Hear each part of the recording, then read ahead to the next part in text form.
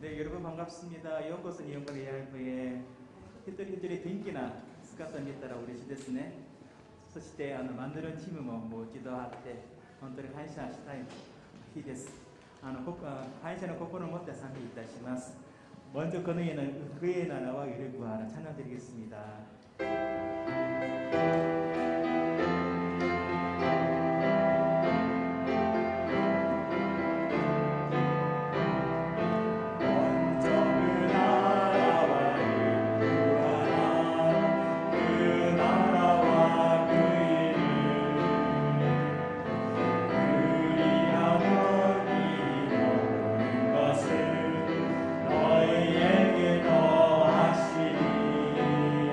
사람이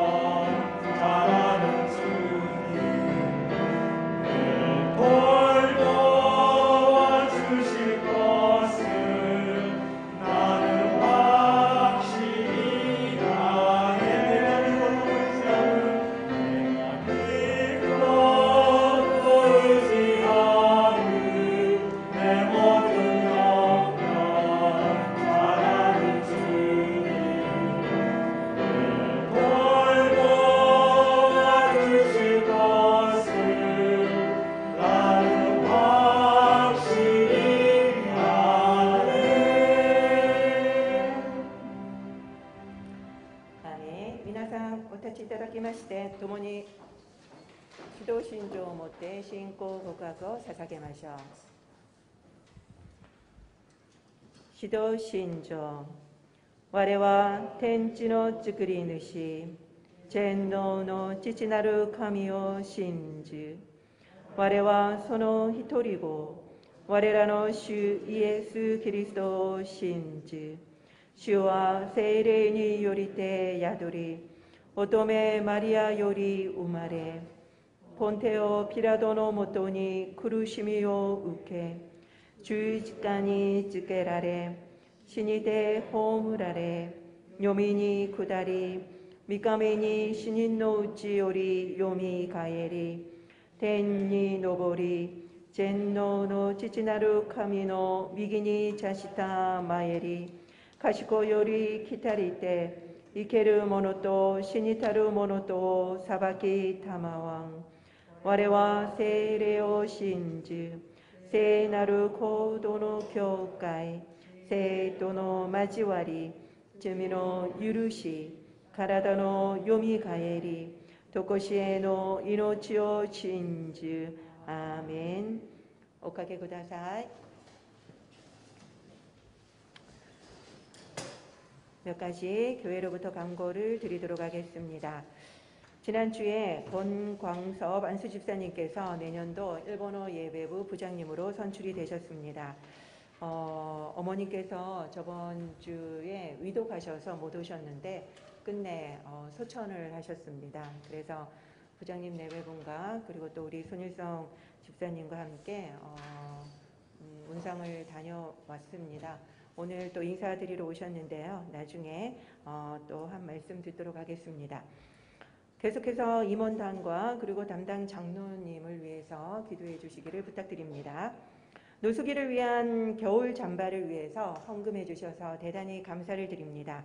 어제 광야인의 날 행사를 통해서 여러분들의 사랑 그리고 주님의 따뜻한 사랑을 전달했습니다. 일본어 예배에서도 10벌 헌금에 동참했습니다. 오늘은 한국어로 설교를 합니다. 오늘은 선교 주일입니다. 선교사님들을 기억하면서 귀한 섬김에 감사드립니다. 서울 일본인 교회 히라시마 노조미 부목사님께서 번역을 하셨습니다. 원래 책은 너도 가서 그리하라고 하는 생명의 말씀사에서 나온 책이고요. 이 책이 지금 파란색으로 되어 있는 것처럼 100년 전에 대구에 온 미국 의료 선교사 아치볼드 플래처 선교사의 일대기를 그린 소설입니다. 이거는 실제가 아니고요. 소설인데요. 이것을 번역한 것이 바로 아오찌따노 오카니 키미토 타츠라고 해서 담쟁이 언덕 위에 그와 함께 서다 뭐 그런 건데 내용을 정확하게는 모르겠어요. 그래서 이거를 제가 일단은 2권만 신청을 했습니다. 그래서 2권은 16,000원인데 바로 사서 가져가실 수가 있고요. 그 다음에 더 필요하신 분은 뒤에 신청서에 이름을 적어주시면 제가 주문을 해서 다음 주에 드리도록 하겠습니다. 그리고 혹시라도 한국어가 필요하신 분은 서점에서 너도 가서 그리하라 라는 책을 찾으시면 또 어떤 내용인지 알 수 있을 겁니다. 그리고 이번 주 목요일은 수능일입니다. 수능을 준비하고 있는 가족들 위해서 기도해 주셨으면 좋겠습니다. 특별히 김정희 권사님 조카 되는 이기빈 학생, 지금까지 준비해온 공부를 유감없이 잘 발휘하고 실수하지 않도록, 아무리 공부 열심히 해도 한 칸 밀려서 마킹을 한다거나 이러면 도루묵이 되죠. 그리고 또 아프지 않고 그리고 또 끝까지 건강하고 집중해서 좋은 성적 거두도록 기도해 주시기를 바랍니다. 다음 주일은 저희 할렐루야 교회 창립 41주년 되는 주일입니다. 그것을 맞아서 헌혈 캠페인을 하니까요. 오늘 신청하실 분들은 미리 신청해 주시면 좋을 것 같고요. 그리고 또 무료로 차 나눔이 2층과 3층 카페에서 있습니다. 카페인이 안 들어있는 보이차를 이번에 특별히 준비했으니까 카페인에 약하신 분들은 보이차를 드시면 좋을 것 같습니다. 고봉호 장로님과 최덕자 권사님 감사헌금 해주셨고요. 그리고 또 만도린 팀 오늘 정말 거의 5개월 만에 다시 오시게 되셨습니다. 너무 반가운데 우리 박수로 환영할까요? 너무 반갑습니다. 특별히 홍창미 지휘자님이 이번 주 토요일 날 오후 4시에 TLI 아트센터에서 독주회가 있습니다. 만도린으로 독주하는 일은 대단히 드문 일이라고 합니다. 그래서 여러분들도 가셔서 가까운 곳에서 하시니까 가셔서 들어보시면 너무 좋을 것 같고, 그리고 또 4시니까 부담 없이 가족들과 가셔서 그 음악의 세계에 이 가을날 한번 빠져보시기 바랍니다. 많이 축하해 주시기 바라고요. 그리고 또 만도린 계에 이런 분이 없다라고 제가 들었습니다. 대단히 실력 있는 우리 지휘자님이 저희 예배부에 오셔서 얼마나 감사한지 모르겠습니다. 오늘 하나님이 우리에게 주신 말씀은 요한복음 20장 21절 말씀입니다. 한 절이니까 간단하니까 짧으니까 우리 다 같이 읽어보도록 하겠습니다. 시작. 예수께서 또 이르시되 너희에게 평강이 있을지어다. 아버지께서 나를 보내신 것 같이 나도 너희를 보내노라. 아멘. 오늘 설교의 제목은 온전한 선교입니다. 오늘은 특별히 만도린 팀이 연주를 해주시겠는데요. 우리 힘찬 박수로 우리 연주를 듣도록 하겠습니다.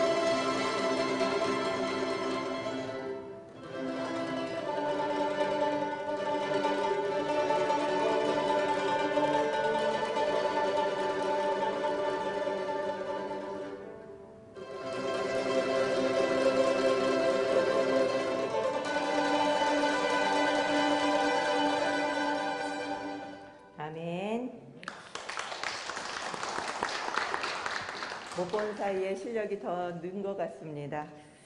예수 그리스도의 은혜와 평강이 여러분들에게 넘치시기를 축원드립니다. 어제 저는 영등포에 있는 광야교회를 다녀왔습니다. 광야교회는 영등포 노숙자들과 그리고 쪽방 주민들을 섬기고 있는 교회지요. 매년 11월에는 광야인의 날이라고 해서 겨울 잠바 2,000벌을 무료로 나누어 주고 있다고 합니다. 그것이 벌써 올해는 22회나 된다고 하네요. 이번에는 저희 교회에서 이 겨울 잠바 2,000벌을 준비해서 나눠드렸습니다. 저희 일본어 예배도 적은 액수지만 10벌을 헌금했는데 다들 담당하시는 분들이 5천만 원이라도 모일까 걱정을 하셨다고 합니다. 그랬는데 어제부로 9,200만 원이 모였다고 합니다. 그래서 담임 목사님부터 그리고 또 관계하시는 우리 복지 공동체에서 너무너무 감동을 해서 우리 성도님들이 이렇게 어려운 상황 속에서도 마음을 모아주신 것에 대해서 너무 감사한 마음을 가지게 되셨다고 합니다. 어제 10시 반부터 예배를 시작한다고 해서 제가 조금 더 일찍 갔는데요. 얼마나 시끄럽게 찬양을 하고 있든지요. 벌써부터 거의 다 모여 계시더라고요. 거기에 제가 노숙자들과 함께 공터에서 예배를 드렸는데요. 위에는 큰 고가도로가 있는 고가도로 밑에서 예배를 드렸습니다. 그리고 옆으로는 1호선 지하철이 지나가는데 얼마나 시끄러운지 모르겠어요. 그 밖에 공터에다가 의자를 놓고 그리고 예배를 드렸습니다. 우리가 핸드벨과 그리고 또 뭐 브라스 밴드 그리고 담임 목사님 설교까지 정말 많은 것을 준비해서 저희가 갔는데요. 광야교회 한 성도분이 간증을 하셨습니다. 제가 보기에도 너무 멀끔해 보이시고 젊은 분이셨는데 그분이 분당에서 사업을 하시다가 IMF 때 부도를 맞았다고 하셔요. 근데 그것만도 아니라 사랑하는 아내가 갑자기 돌아가셨다고 합니다.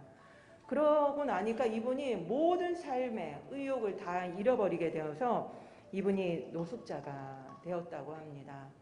그러다가 이제 우연히 광야교회의 소식을 알게 되어서 광야교회에 오게 되고 그리고 또 이분이 이곳에서 정상적인 삶을 회복하시게 되었다라는 간증을 해주셨습니다. 참 이 광야교회가 너무나도 귀한 사역을 하고 있구나라는 것을 알 수 있는 시간이었습니다. 지금도 뭐 솔직히 말하면 코로나로 인해서 너무나도 힘든 시기를 우리가 다 같이 보내고 있지 않습니까? 제 생각에는 아마 이 코로나 때문에 실직해서 또 노숙자가 되어서 이 광야교회를 또 나오고 계시는 분들이 많지 않을까라는 생각이 들었습니다. 지난달에 아사히 신문에 히가시 이케부쿠로 중앙공원에서 무료 도시락을 나눠준다라고 하는 기사가 떴습니다. 이케부쿠로는 제가 예전에 살던 곳에서 대단히 가까운 곳이었거든요. 같은 토시마구였는데 그래서 저도 그 이케부쿠로를 자주 다녔습니다. 너무 친숙한 곳이기도 했는데 여기는 바로 그 도쿄의 JR 그 야마노테센의 3대 주요 도시 그 번화가입니다. 신주쿠와 그리고 시부야 그리고 이케부쿠로 이렇게 해서 3대 번화가 중에 하나인 곳입니다. 특별히 히가시 이케부쿠로라고 하는 곳은 여러분들도 아마 다녀오신 분들이 있을지도 모르겠는데 션샤인 시티라고 해서 수족관이 대단히 유명한 곳이 거기에 있습니다. 그래서 워낙 번화한 곳이기 때문에 노숙자들이 그닥 많지 않습니다. 그런데 이 도심 안에 있는 그리고 이 번화한 곳 안에 있는 중앙공원에서 벤또를 나눠준다고 사람들이 얼마나 모이겠냐는 거죠. 외곽도 아니고. 오후 6시에 400개를 준비를 해서 나눠준다라고 광고를 했는데 점심 이후부터 줄을 서기 시작하더랍니다. 그렇게 하면은 6시까지면은 뭐 길게 기다리는 사람은 5시간 이상을 줄을 서 있는 거잖아요. 2m, 그러니까 2m 그 사회적 거리 때문에 2m씩 떨어져 가지고 이 공원을 이렇게 휘감으면서 줄을 서 있는데요.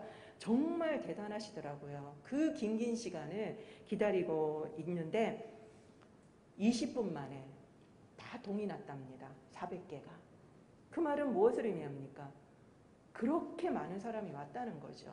400명이 넘는 사람이 왔기 때문에 20분 만에 이 벤또를 나눠주는 것이 끝난 것입니다. 솔직하게 이 코로나가 본격화된 작년 봄에는 200명 정도였다고 합니다. 그런데 갑자기 올해 급증을 해서 300명대가 되기 시작하더니 최근 들어선 400명이 넘었대요. 그런데 그 특별한 것은 젊은 사람들이, 특별히 20대, 30대 젊은 사람들이 많이 온다는 겁니다. 거기에다가 코로나 전에는 본 적도 없는 여성들까지도 와서 줄을 선다는 거죠.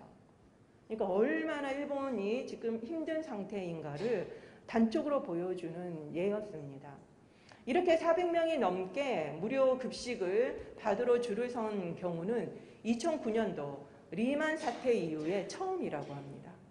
그 정도로 지금 일본의 경제 상태가 어렵다라는 것을 알 수가 있습니다. 오랫동안 이 도시락을 나눠주는 사역을 하고 있는 기관의 사무장이 원래도 약한 기반 위에 있던 이 빈곤층들이 코로나로 인해서 붕괴되었다라고 표현을 하더라고요.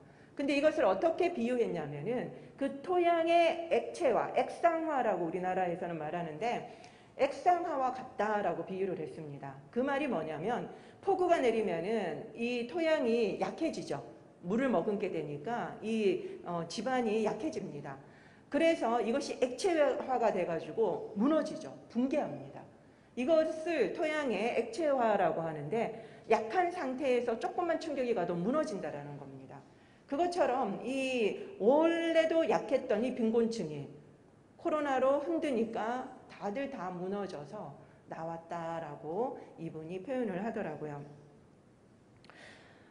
아무튼 우리나라뿐만 아니라 일본, 전 세계가 지금 다들 경제적인 쇼크를 얻고 있는 것을 우리가 알 수 있습니다. 그동안 우리 복음주의에서 선교는 뭐니 해도 영혼구원이었죠. 처음에는 복음만 전하다가 점점 교육이나 의료 이런 것으로 선교의 폭이 점점 확대되었습니다. 그렇지만 이 자체를 전도라고 보기보다는 전도에 유용한 부속사역으로만 해석했습니다. 그런데 점점 각광받고 있는 것 중에 하나가 뭐냐면은 미용선교 같은 거, 이것이 점점 각광을 받고 있습니다. 왜냐하면 이분들 머리 해드리려면은 꼼짝 맞잖아요. 그냥 그 머리가 다 될 때까지는 그냥 가만히 앉아 있어야 되잖아요. 그러니까 그 시간에 편하게 이야기도 나누면서 복음도 전한다라는 겁니다. 그렇기 때문에 이런 것들을 교회에서 대단히 좋아하고 있죠. 그렇지만 몸이 불편하신 분을 찾아가서 미용을 해드리거나 이런 것 자체를 전도라고 생각하지는 않습니다. 이런 것들은 다만 전도에 유용한 도구라고만 우리들은 생각해 왔죠. 그리고 복음주의가 보는 이 세상이라고 하는 것은 말하자면 불타고 있는 건물이라고 생각을 했습니다. 그렇기 때문에 우리 크리스찬들이 해야 될 일은 최대한 빨리 사람들이 죽기 전에 꺼내는 것이 우리의 일이라고, 임무라고 생각해 왔습니다. 그렇기 때문에 그들이 언제 죽을지 모르니까 때를 얻든지 못 얻든지 열심히 전도해야 된다라고 했던 것이 우리 복음주의에서 주장하는 바였죠. 그러다 보니 생각해 보십시오. 어차피 주님 오시면은 이 세상은 다 불타고 없어질 거 아닙니까? 그렇기 때문에 이 세상은 쓸모없는 것이다라고 하는 그런 부정적인 생각이 강했습니다. 그러다 보니까 우리는 세상에 별로 관심이 없는 염세적인 성도들이 넘쳐나게 되었죠. 어떻게든지 영혼구원, 우리 자신의 영혼구원, 다른 사람의 전도에만 신경을 쓸 뿐이지 세상은 어떻게 되든 상관하지 않는 사람들이 넘쳐나게 되었다는 것입니다. 그러다 보니까 우리가 믿는 하나님도 말하자면 구원에만 관심이 있는 하나님이었습니다. 저번 주에도 제가 설교했는 문화 명령을 내리신 분은 누구십니까? 하나님이었죠. 그렇지만 문화 명령을 내리신 하나님은 내가 믿는 하나님이 아닌 겁니다. 영혼 구원을 하는 하나님이 아니니까요. 그리고 또한 사회 정의와 화해를 염려하는 하나님도 내가 믿는 하나님이 아니라 누구의 하나님입니까? 자유주의자들이 믿는 하나님이다라고 생각을 한 겁니다. 이런 식으로 우리가 하나님을 너무나도 작게 생각을 하고 있었다라는 거죠. 반면에 자유주의자들은 복음보다는 사회선교 쪽에 더 집중을 해왔습니다. 그런데 너무나도 아쉬운 것은 이분들이 너무나도 귀한 사역을 하고 있음에도 불구하고 성경의 절대 권위를 인정하지 않았습니다. 그렇기 때문에 사회 정의를 강조하게 되면은 자칫하면 자유주의자라고 하는 오해를 받을까봐 복음주의자들은 사회의 사자도 꺼내지를 못했던 거죠. 정의의 정자도 꺼내지도 못했던 겁니다. 그리고 공산주의와 전쟁을 치렀던 우리 한국 분위기에서는 사회 정의를 이야기하는 것은 대단히 위험한 일로 간주되었습니다. 그러다 보니까 특별히 한국 복음주의자들은 더욱더 사회 정의와 먼 생활을 하게 되었다는 거죠. 그래서 어떻게 됐냐면은 이 사회 정의 문제는 자유주의자 아니면 카톨릭이 몫이 되어 버렸습니다. 제가 저번 주에 환경에 대한 설교를 하려고 유튜브에서 자료를 찾아보니까요. 전부 기독교 환경에 대한 내용은 카톨릭 것이었습니다. 제가 그것을 보고 얼마나 부끄러웠는지 모릅니다. 아직 개신교에서 환경의 문제에 대한 중요성을 인식하고 있는 것이 약하다라는 거죠. 그렇지만 이 세상을 만드신 분은 하나님이시고 이 세상을 우리에게 맡기신 분도 하나님이십니다. 우리는 자연을, 환경을 하나님이 만드신 대로 유지하고 보존해야 될 책임이 있는 자들입니다. 그렇기 때문에 환경은 자유주의자들의 만의 문제가 아닙니다. 우리가 위임을 받은 우리 모두의 책임이라는 거죠. 우리의 역사가 뭐라고 하든지 우리는 성경이 환경에 대해서 무엇이라고 하는지만 듣고 그것을 순종해야만 합니다. 그것만 따라가야 되는 거죠. 이것은 환경뿐만 아니라 선교의 문제도 동일합니다. 성경에서 선교를 뭐라고 말하는지를 우리가 잘 살펴보고 순종해야 되는 거죠. 우리의 문화가 그리고 우리의 역사가 선교의 기준이 되면 안 됩니다. 사실 우리는 그동안 성경을 따른다라고 하지만 성경을 순종한다고 하지만 대단히 선택적으로 순종했던 것을 볼 수 있습니다. 우리가 마음에 드는 것만 골라서 추려서 순종했던 거죠. 그런데 우리는 그것을 하나님의 말씀을 다 순종한 것처럼 생각해왔던 것입니다. 하지만 이것은 엄밀히 말해서 순종이 아닙니다. 하나님은 온전한 순종을 원하지 부분적인 순종을 원하는 것은 아니기 때문입니다. 우리가 아이들에게 심부름을 시킬 때 3개를 시켰는데 1개만 하면 그게 순종을 한 겁니까? 그런 거와 똑같은 거죠. 그런 것처럼 우리는 우리의 자의로 선택적으로 우리가 하고 싶은 것만 부분적으로 순종하는 우를 범해서는 안 될 것입니다. 신앙에는 하나님과의 수직적인 것과 측면과 그리고 또 이웃과 피조세계와의 관계를 말하는 수평적인 측면 이 두 가지가 있습니다. 그래서 이 두 개를 합쳐서 우리는 보통 십자가로 표시를 하기도 하지요. 비세트 호프트 박사는 이 둘의 관계를 이렇게 설명을 하고 있습니다. 하나님과의 수직적인 면을 잃어버린 사람은 수평적인 면만 강조할 것입니다. 그렇겠죠? 그런데 하나님과의 관계를 잃어버리는 것은 가장 핵심적인 것을 잃어버린 것 아닙니까? 그렇기 때문에 이것은 소금의 맛을 잃은 것이고 이것은 솔직하게 세상에도 쓸모가 없는 사람이다라고 이야기를 했습니다. 그렇기 때문에 수직적인 측면은 너무나도 중요하다라고 강조한 것이죠. 수직적인 면을 버리고 수평적인 것을 아무리 해도 이거는 쓸모없는 거라는 것입니다. 반대로 수직적인 면을 강조하다 보면은 수평적인 면을 수단으로만 사용하게 됩니다. 예를 들어서 우리 같이 영혼 구원, 전도를 강조하다 보면은 어떻습니까? 항상 다른 거는 수단화하는 경우가 많습니다. 선물을 좋은 걸 줄 테니까 우리 교회 한번 와봐. 이런 거는 안 된다는 거죠. 그렇기 때문에 늘 이 수평적인 것을 강조하다 보면 수직적인 것을 강조하다 보면은 수평적인 것은 수단화하고 도구화할 우려가 있다라는 것입니다. 그것은 실제적인 수평적인 관계를 깨는 것입니다. 그렇기 때문에 이것은 수평적인 면의 책임을 회피하는 기독교라고 박사는 지적을 했습니다. 이것은 예수님의 성육신을 부인하는 것이고 또 세상을 향한 하나님의 사랑을 부인하는 꼴이라고 말씀을 하셨습니다. 수평적인 것도 중요하다라는 말씀이시죠.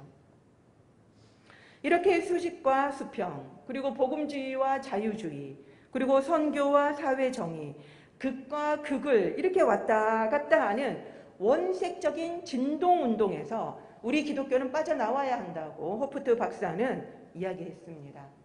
우리는 늘 원색적인 진동운동을 하고 있습니다. 극과 극을 오가고 있는 거죠. 이것을 같이 아우러야 되는데 늘 우리는 이거 아니면 이거, 항상 이원론적으로 살고 있다라는 겁니다. 우리는 지금이라도 균형을 가지고 이 호프트 박사의 말에 귀를 기울여야만 합니다. 우리는 그동안 선교하면은 무엇이 떠오릅니까? 마태복음 28장 19절에서 20절 말씀이 떠오르시죠? 예수님의 지상 대명령 말씀입니다. 너희는 가서 모든 민족을 제자로 삼아 세례를 베풀고 가르쳐 지키게 하라. 여러분들이 다 외우고 있는 또 말씀이기도 할 것입니다. 그렇지만 존 스토트 박사는 이것을 오늘 본문인 요한복음 20장 21절을 더 예수님의 선교로 강조했습니다. 이것은 대제사장적 기도라고 불리는 요한복음 17장 18절에서 처음 나왔습니다. 한번 다 같이 읽어보도록 하겠습니다. 시작. 아버지께서 나를 세상에 보내신 것 같이 나도 그들을 세상에 보내었고. 그런데 이 똑같은 말씀을 예수님이 부활하시고 나서 제자들과 처음 만날 때 다시 하십니다. 대신 앞에 평강의 말씀을 전하고 그리고 명령형으로 바꿉니다. 오늘 본문이었는데 우리 다 같이 한번 다시 읽어보도록 하겠습니다. 시작. 예수께서 또 이르시되 너희에게 평강이 있을지어다. 아버지께서 나를 보내신 것 같이 나도 너희를 보내노라. 명령형으로 바뀌었지요. 여기에서 주의해야 할 단어가 있습니다. 그것은 바로 앞에 부분과 뒤에 부분을 연결하는 뭐뭐 같이입니다. 아버지가 나를 보낸 것, 그리고 내가 너희를 보내는 것, 이것은 이퀄이라고 이야기를 하시고 계십니다. 닮았다는 거죠. 아버지께서 예수님을 보내는 것, 예수님이 우리를 보내는 것, 그 사명은 서로 닮았다라는 것입니다.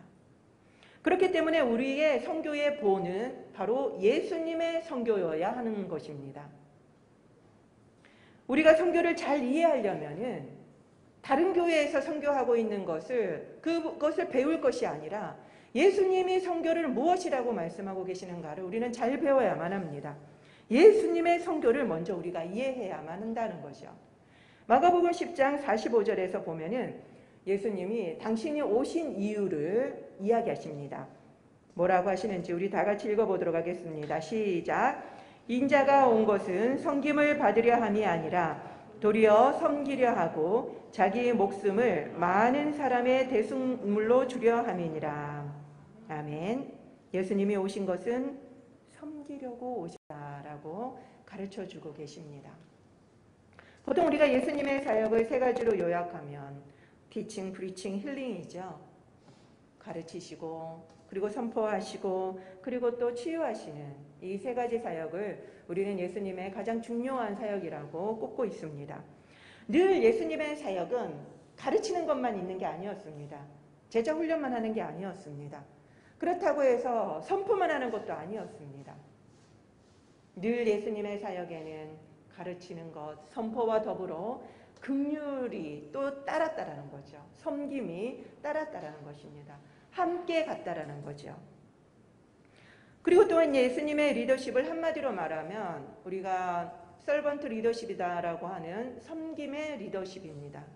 지금까지는 리더십 하면은 군림하는 리더십이 주를 이었지만 이 예수님의 서번트 리더십이 많이 이해가 확장되면서 많은 기업에서도 이 서번트 리더십들을 따라가고 있죠. 그러면은 과연 이 섬김은 어떻게 나타났을까? 사도신경에서 우리가 그것을 찾아볼 수 있습니다. 예전에 우리가 사도신경 배웠는데 아마 다 기억이 가물가물하실 것 같은데, 사도신경은 바로 하나님과 예수님과 성령님에 대한 고백이라고 했습니다. 삼위일체에 대한 고백이었죠. 그 중에서 예수님에 대한 고백이 처음에 어떻게 나옵니까? 동정녀 마리아에게서 나시고 본디오 빌라도에게 고난을 받으사, 이렇게 나오죠. 그때도 제가 말씀을 드렸습니다. 태어나시고 나서 바로 무엇을 하십니까? 고난을 당하십니다. 이상하지 않습니까? 왜 예수님은 태어나시고 그리고 여기 세상에서 공생애를 많이 다루지 않으시고 많은 일을 하셨는데 그거는 싹 입을 닫고 고난받은 이야기를 하신다는 거죠. 그때도 제가 말씀드린 것처럼 예수님이 십자가에 달려 돌아가신 것만 고난이 아니라 예수님이, 하나님이신 예수님이 인간의 모습으로 이 땅에 오신 것 자체가 바로 고난이다라고 제가 말씀을 드렸습니다. 그렇기 때문에 이 사도신경을 지었던 사람들이 이것을 잘 이해하고 바로 고난을 언급했다라는 것입니다. 하나님이신 예수님이 인간의 모습을 입고 이 땅에 오신 성육신, 바로 우리도 이렇게 해야 한다는 것입니다. 예수님 같이 우리도 선교를 한다면 선교지에 가서 우리가 하듯이, 우리가 배웠듯이 하는 그런 선교가 아니라 그들이 원하고 그들이 바라는 선교를 해야 된다는 것입니다. 먼저 그들처럼 되라라고 예수님은 말씀하고 계시는 거죠. 그렇기 때문에 우리는 일본에 대해서, 일본 선교를 하려고 모인 우리들은 일본에 대해서 더 많이 배워야 합니다. 그래서 제가 조금씩 설교에서도 일본 문화에 대해서 언급을 하고 있는데요. 제가 저번 주에도 단풍에 대해서 이야기했죠. 단풍이 두 가지라고 이야기했는데 모미지와 코요라고 한다고 했죠. 왜 이 두 개로 나눠지는지도 말씀을 드렸습니다. 이것은 그냥 자연의 단풍 이야기가 아닙니다. 선교 이야기입니다. 우리가 먼저 일본을 알지 않고서는 우리가 일본 선교를 할 수가 없다라는 겁니다. 단순히 일본어를 잘 해서 선교를 할 수 있을까요? 결코 그렇지 않습니다. 그들을 이해하고 그들의 사고를 알고 그들의 문화를 알아야지만 우리가 그들이 받아들이기 쉬운 복음을 전할 수 있게 된다는 것이요. 그렇기 때문에 우리는 일본어뿐만 아니라 일본 문화 그리고 일본에 대해서 더 많이 알고 공부를 해야 하는 것입니다.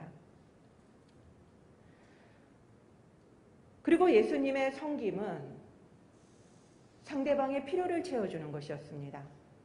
첫 번째는 성육신이었다면 두 번째는 필요를 채워주시는 것이었는데요. 광야교회 임명희 목사님의 영상을 제가 여러 개 좀 찾아서 봤습니다. 과연 이분이 어떻게 하다가 그 영등포 쪽방까지 가가지고 34년을 사역을 하고 계시더라고요. 어떻게 이 어려운 사역을 하시게 됐을까? 제가 여러 가지 영상을 찾아서 봤는데 이분이 학창시절에 청량리에서 전도를 하셨다고 합니다. 그랬는데 노숙자가 계셔가지고 전도를 했더니 어디에 사시냐고 물어봤더니 영등포에 산다고 하셨대요. 그래서 그러면 제가 꼭 영등포에 가서 다시 만나겠다고 약속을 했답니다. 이분이 이 약속을 지키려고 87년도에 영등포에 가서 처음으로 쪽방을 갔다고 합니다.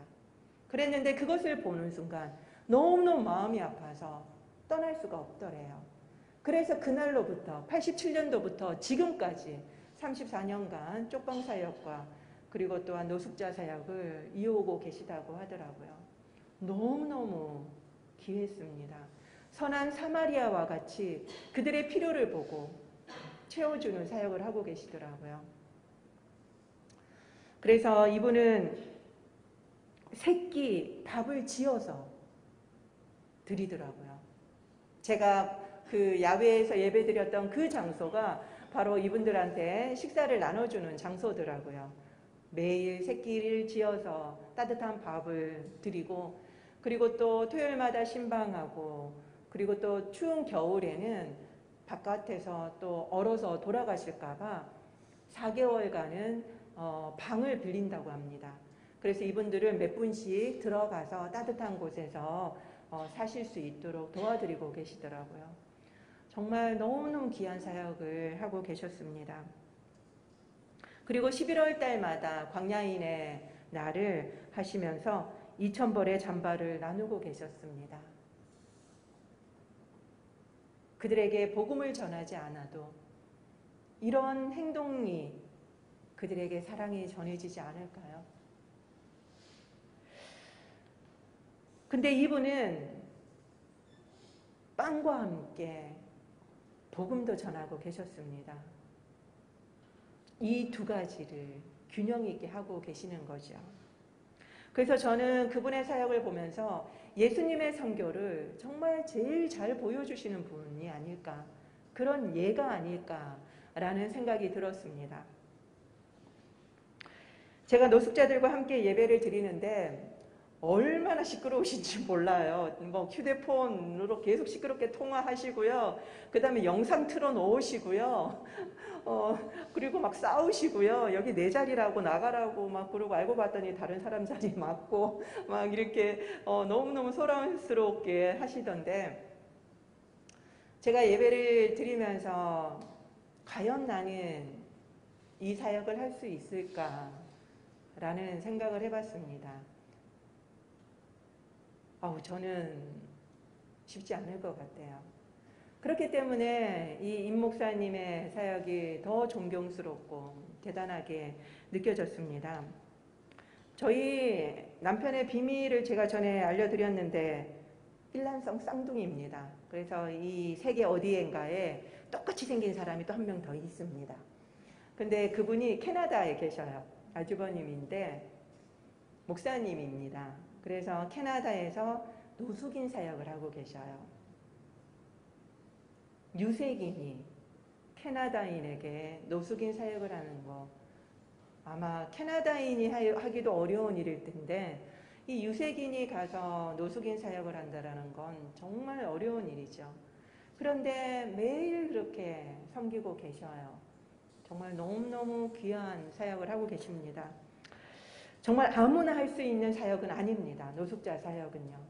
그렇기 때문에 우리 모두 노숙자 사역을 하러 갑시다. 이거는 아니라는 거죠. 플라스틱 의자에 앉아서 예배를 드리는데 너무 놀란 거는 너무 많은 사람들이 빽빽하게 맨 뒤에까지 다 앉아 있는 겁니다. 그리고 예배를 드리고 있는데 나중에 봤더니 예배를 드려야지만 이 잠바를 드리는 거예요. 그리고 또 번호표를 이미 받았더라고요. 그래서 이 번호표랑 이 잠바랑 교환하는 거였습니다. 근데 솔직하게 제가 그걸 보면서 그냥 드리면 안 되나?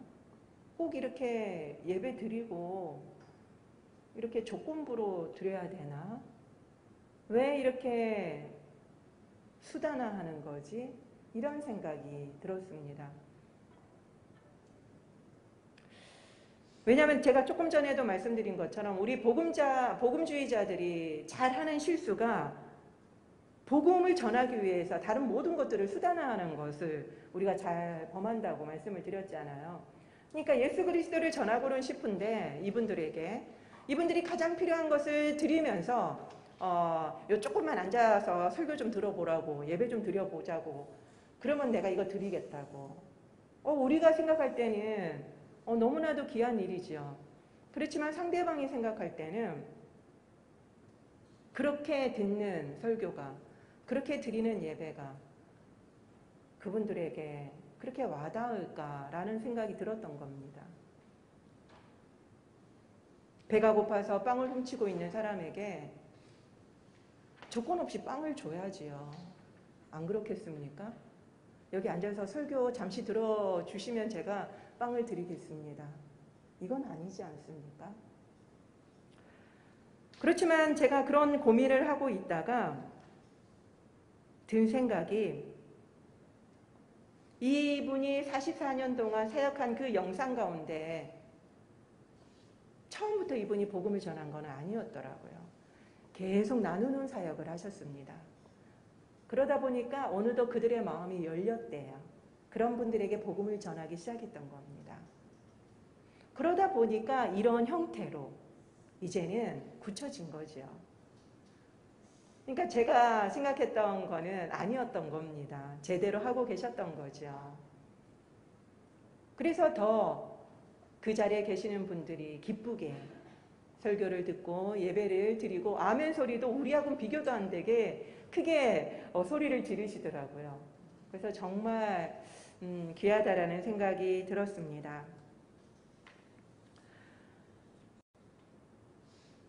그리고 또 저같이 이렇게 노숙자 사역을 할 수 없는 사람도 불러주셔서 이런 기회를 주신 게 저는 너무너무 감사했습니다. 솔직하게 저희 교회 대부분 분들은 예배 드리자마자 다 돌아가셨어요. 그런데 저는 그 잠바를 나눠드리는 줄 알고 갔는데, 잠바를 나눠드리는 거는 광야교회에서 하고 우리는 그냥 돌아온다라고 하시더라고요. 그래서 좀 아쉬웠어요. 근데 다 교회로 가시고 저는 끝까지 남아서 그 200명이 넘는 분들에게 한 분 한 분들에게 다 나눠드렸습니다. 너무 웃겼습니다. 그 대부분 큰 거를 원하시더라고요. 왜냐면은 막 겹쳐서 입으시잖아요, 노숙자들이. 그러다 보니까 정말 조그맣게 생기신 할머니인데 엑스라지를 달라는 거예요. 이 땅에 다 끌릴 건데도. 그래서 안 된다고 말리면은 남편 갖다 줄 거라고 그러시면서 다 엑스라지를 달라 하셔서 엑스라지는 다 동이 나 버렸습니다. 그리고 또 색깔을 또 따지시네요. 그래서 좀 전에 들고 있던 흰색 달라고. 그래서 색깔은 교환이 안 된다라고 말씀드리기도 하고요. 그 다음에 또 비닐이 쌓여져 있는 게 있고 없는 게 있었는데 이렇게 주면 어떡하냐고 비닐 있는 거 달라고 요구도 하시고, 하여튼 재밌는 분들이 많으셨습니다. 그리고 또 한꺼번에 사람들이 다 몰려가지고 도저히 드릴 수가 없어서 중단하고 다 앉으시라고, 그리고 번호대로 나오시라고 해서 나중에는 아주 잘 전달해 드리게 됐는데, 근데 더 놀랐던 건 뭔가 하면요, 우리가 영상에서 봤던 머리가 떡지고 정말 누가 봐도 노숙자라고 보이는 분들 거의 없었습니다. 대부분 우리 같은 사람들이었어요. 너무 멀쩡해 보이는 분들이었어요. 그래서 제가 전혀 표시가 안 나겠구나라는 생각이 들더라고요. 그만큼 우리 주위에 보이지 않지만 힘든 분들이 많다라는 겁니다. 다 괜찮게 사는 것 같은데 실은 힘들게 그런 데를 가서 무료 급식을 드시고 그리고 또 무료 잠바를 받으시는 분이 많다는 거죠. 얼마나 가슴 아픈 일입니까? 솔직하게 제가 마지막까지 남아서 잠바를 다 드렸지만 저도 이거 쇼하는 거 아닌가라고 하는 생각이 들었습니다. 사랑이 많은 척, 그리고 또 섬김을 잘하는 척. 보통 우리 선거철 되면 정치인들이 잘하는 거 있잖아요. 그런 것처럼 하고 있는 거 아닌가. 저 자신을 이렇게 돌아봤습니다. 그렇지만 이 한 번이라도 제가 이렇게 해드릴 수 있다라면 얼마나 값지고 기쁜 일인가. 저를 이렇게 불러주신 게 얼마나 감사한 일인가. 솔직하게 광야교회가 이 일들을 계속하기는 어려울 것입니다. 그래서 많은 다른 교회에 동참하도록 요청을 하실 거예요. 근데 저는 그 요청하는 것이 너무나도 귀하다라는 것을 이번에 깨달은 겁니다. 가만히 있으면 알지도 못하고 가지도 않았을 이런 사역에 우리가 한 번이라도 가서 동참하게 되고 또 도와드리게 되고 그렇게 하는 것이기 때문에 너무나도 귀한 사역이다라고 하는 것을 깨닫게 되었습니다. 우리가 계속하지 못해도 그냥 일회성으로 끝난다 할지라도 너무나도 이 사역에 불러주셔서 동참하게 해주신 것만으로도 너무나도 감사했습니다. 여러분들도 이런 기회가 생길 때마다 정말 그때만이라도 기쁘게 동참하시면 정말 좋겠다 그런 생각이 들었습니다. 그렇지만 분명한 것은 빵도 너무나도 중요하고 옷도 너무나도 중요하지만 이것으로 끝나면 안 된다는 거죠. 제가 영상을 본 것 중에 임 목사님이 하시는 말씀이 그 안에 중독자들이 그렇게 많대요. 근데 이 중독자들이 이 중독을 치료하려고 병원에 40회 이상을 왔다 갔다 하는 사람들이 많답니다. 40번 이상을 왔다 갔다 한대요. 그런데도 못 고친답니다. 그래서 목사님이 뭐라고 하시냐면 아무리 중독 프로그램으로 그거를 해도 사람을 고치기는 어렵더라. 사람을 고칠 수 있는 것은 오로지 예수 그리스도 말씀밖에 없다. 그래서 이들을 데리고 통독을 하러 간대요. 그런 것처럼 빵과 옷만 주면 안 된다는 겁니다. 예수 그리스도 복음을 전해야 된다라는 거죠. 그래서 너무나도 변화가 없고 또다시 돌아가고 또다시 돌아오고 이것이 반복되는 이런 사역이지만 저는 너무나도 하나님이 기뻐하시는 사역일 거다라는 것을 느끼고 보고 왔습니다. 우리는 그동안 세상과 격리하면서 경건주의를 지키려고 해왔었습니다. 우리는 이런 경건주의를 회개해야만 합니다. 하나님은 우리에게 사회적인 행동과 함께 복음도 함께 주셨습니다. 복음만 주신 것이 아니고 그리고 또한 이 봉사와 긍휼의 사역만 하라고 부르신 것도 아닙니다. 이 두 개의 가치는 똑같습니다. 같이 해야 됩니다.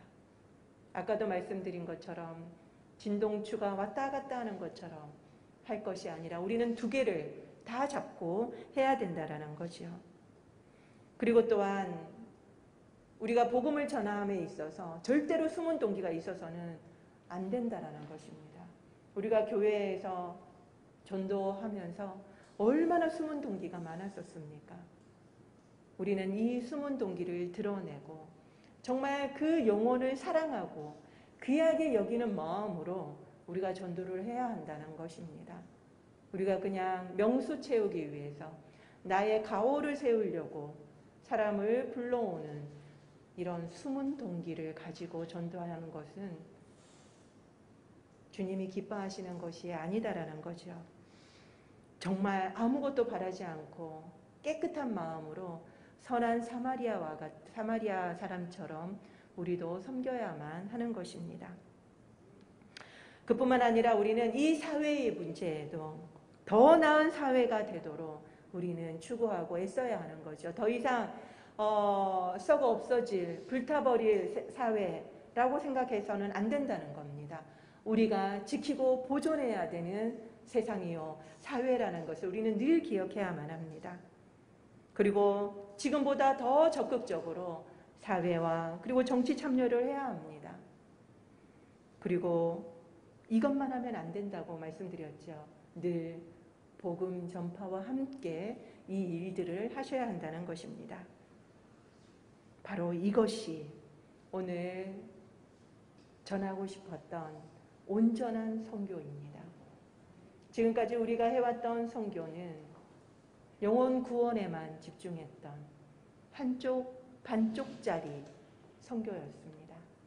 주님은 선한 사마리아인과 같이 마저 한쪽도 하라고 우리를 부르고 계십니다. 이제는 우리가 더 이상 복음을 전하는 도구가 아니라 사랑으로 도와야만 할 것입니다. 순수한 사랑으로 우리는 다가가야만 할 것입니다. 왜냐하면 사람들은 다 압니다. 동물들도 다 알잖아요. 자기를 좋아하는 사람, 싫어하는 사람을 동물들도 그 미물들도 다 아는데 사람들이 상대방이 우리에게 복음을 전하기 위해서 이것을 주는지 진짜 사랑으로 우리에게 이것을 주는지 금방 압니다. 진짜 사랑으로 행할 때 그들은 마음을 열 것입니다. 그리고 그런 그들에게 제대로 복음이 들어갈 것입니다. 우리는 이렇게 온전한 선교로 나아가는 저와 여러분들이 되시기를 축원드립니다. 기도하겠습니다.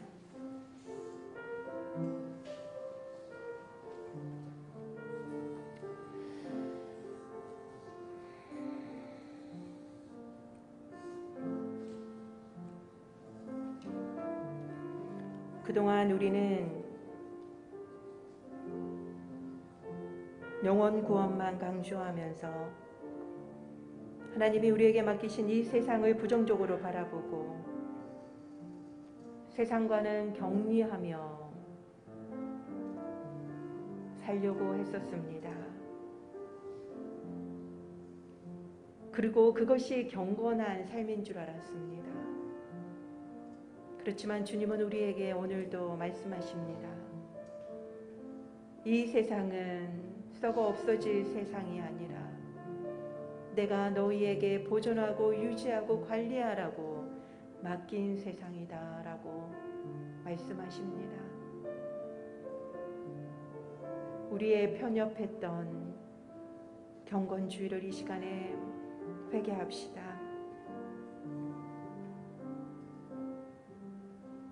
하나님이 우리에게 선한 사마리아인처럼 세상 속에서 살기를 원하셨는데 우리는 늘 복음의 도구와 수단으로만 삼아왔던 것을 이 시간 회개하며 나아갑시다. 복음과 함께 세상의 행동을 함께 들고 온전한 선교로 균형을 이루는 신앙인들이 되게 해달라고 이 시간에 함께 기도합시다. 그리고 또한 주님이 원하시는 선교가 무엇인지 오늘 우리는 배웠습니다. 섬김의 선교. 먼저 성육신을 하라고 하셨습니다. 그들과 같아지라고 하셨습니다. 내가 알고 있는 것, 내가 배운 대로 전하는 것이 아니라 상대방이 받아들일 수 있는 대로 전하라고 하셨습니다.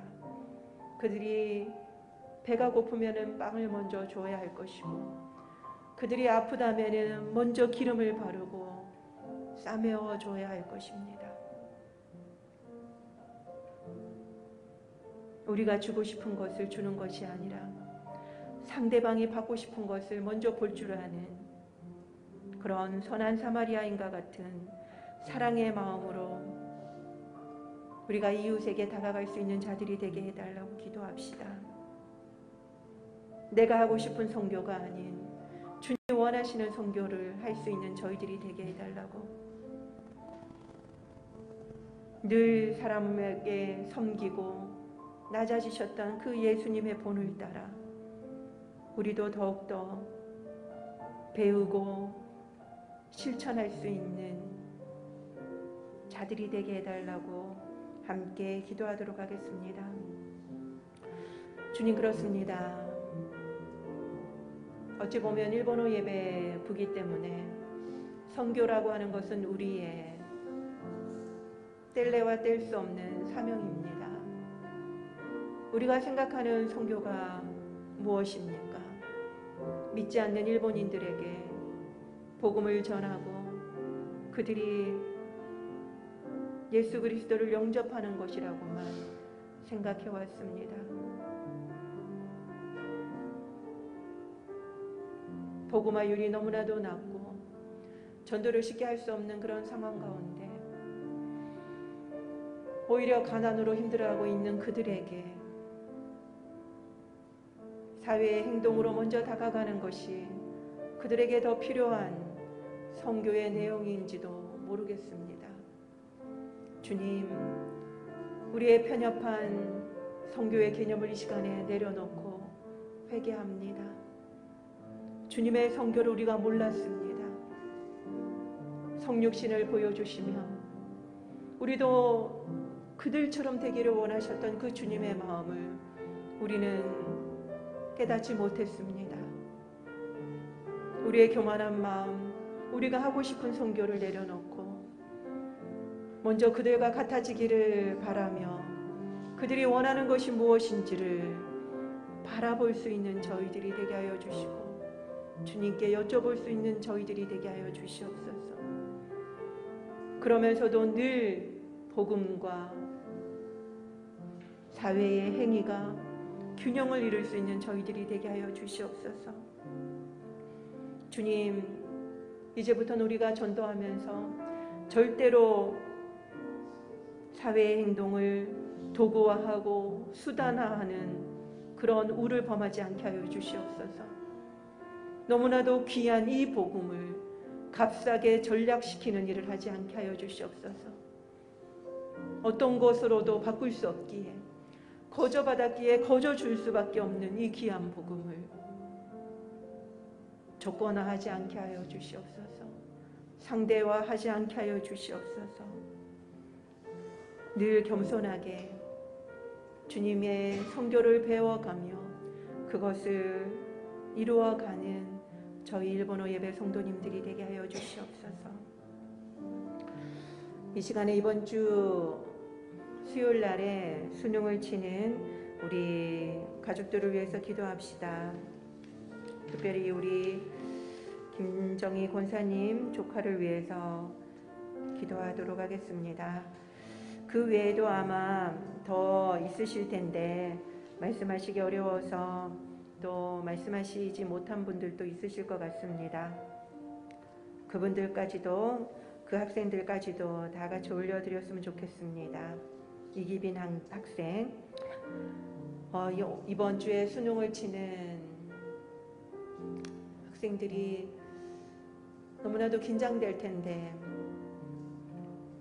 나머지 이 시간 동안 정말 정리를 잘하고, 그리고 또한 지금까지 공부해 왔던 것들을 실수하지 않고 잘 발휘할 수 있도록, 그리고 집중해서 시험을 칠 수 있도록, 그래서 모든 결과를 하나님께 영광 돌려드릴 수 있도록 기도합시다. 그리고 또한 그 이후에 점수를 가지고 또 대학에 응시를 해야 될 텐데 지혜롭게 잘 응시할 수 있도록 기도합시다. 그리고 또 홍장미 우리 지휘자님이 토요일 날 있는 독주회를 위해서도 기도합시다. 악기를 통해서 더욱더 하나님께 영광 돌려드리는 홍장미 지휘자님이 될 수 있도록, 그곳에 오는 많은 사람들이 은혜의 시간들이 될 수 있도록 기도하도록 하겠습니다. 하나님, 인생에 있어서 이렇게 또 크고 힘든 일이 있겠습니까? 별거 아닌 것인데도 너무나도 긴장하게 되고, 온 가족들이 지금까지 몇 년간을 매달리며 왔는데 하루에 끝나버립니다. 주님, 정말 열심히 공부했던 것들 쏟지 않게 하시고 실수하지 않고 유감없이 실력을 발휘할 수 있도록 도와주시옵소서. 혹시라도 코로나 걸릴까봐 또 온라인 수업을 하고 있는데 그것으로 인해서 더 마음이 풀어지지 않게 하시고 잘 집중할 수 있도록 도와주시고, 무엇보다도 이 환절기 때 건강을 지킬 수 있도록 도와주시고, 그리고 또 시험 치는 날 긴장하면 더 실력이 나오지 않습니다. 편안한 마음을 허락하여 주셔서 시험을 잘 치를 수 있도록 도와주시기를 원합니다. 때로는 시험을 못 칠 때도 있고, 또 때로는 어떤 과목은 성적이 더 나왔을 수도 있는데 그 결과에는 깨끗하게 하나님 앞에 올려드리고 감사드릴 수 있도록 도와주시고, 또한 대학에 지원하는 것까지도 지혜를 허락하여 주셔서 잘 할 수 있도록 붙들어 주시옵소서. 주님, 오늘 담당 장로님이 결정되는 우리 당에도 주님께서 함께하여 주셔서 하나님이 원하시는 장로님으로 우리 일본어 예배부의 담당 장로님이 정해질 수 있도록 도와주시고, 또한 우리 내년의 사역을 위해서 주님의 뜻만, 주님의 도모만 서게 하여 주시옵소서. 어떠한 결과가 있다 할지라도 주님의 교회를 주님이 지키신다라고 하는 것을, 그 소망을 잃지 않고 믿음으로 나아가는 저희들이 되게 하여 주시옵소서. 새로운 부장을 선출케 하여 주심을 감사합니다. 또한 내년의 임원들과 또 하나님이 원하시는 사람들을 많이 보내주셔서 30주년을 맞이하여서 정말 열심히 나아갈 수 있는 한 해가 되게 하여 주시옵소서. 감사를 드리며 예수님의 이름으로 기도 올립니다. 아멘. 모두 일어나셔서 찬양을 부르도록 하겠습니다. 할렐루야 사건이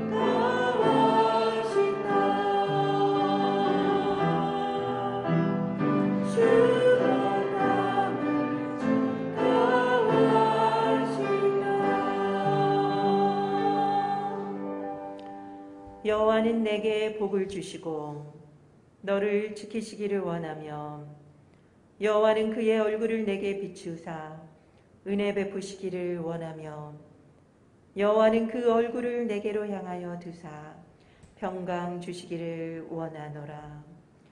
주가 아나타오 슈크 그시 아나타오 마모라레 마스 요니 주가 미카오 아나타니 테라시 아나타오 메구마레 마스 요니 주가 미카오 아나타니 무케 아나타니 헤이아오 아타에라레 마스 요니 아멘.